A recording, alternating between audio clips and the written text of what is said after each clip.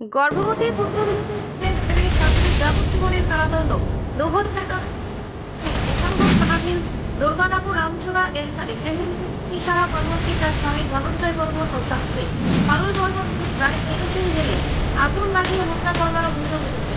তখন গৃহবধূ 10 বছর গর্ভবতী ছিলেন। সেই মামলায় শাশুড়ি পারুল বর্মনকে আদালতে সাজা ঘোষণা করে বিশাল করা।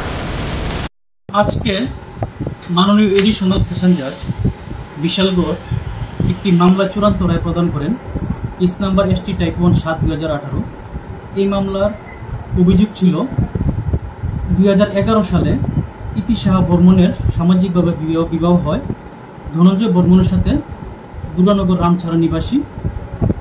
পরবর্তী সময়ে এই কেসের আসামি ধনঞ্জয় বর্মন এবং তার মা পারুল বর্মন দুজনে ইতি সাহা বর্মনকে নির্যাতন করত এবং 21/5/2015 তারিখ শাশুড়ি পারুল বর্মন ইতি সাহা বর্মনকে গায়ে কেরোসিন ঢেলে আগুন লাগিয়ে হত্যা করে। পরবর্তী সময়ে ইতি সাহা বর্মন জিবি হসপিটালে ভর্তির সময় তার জবানবন্দি দেন এবং পারুল বর্মনের বিরুদ্ধে অভিযোগ করেন। এই সময় ইতি সাহা বর্মন 10 মাসের অন্তঃসত্ত্বা ছিলেন।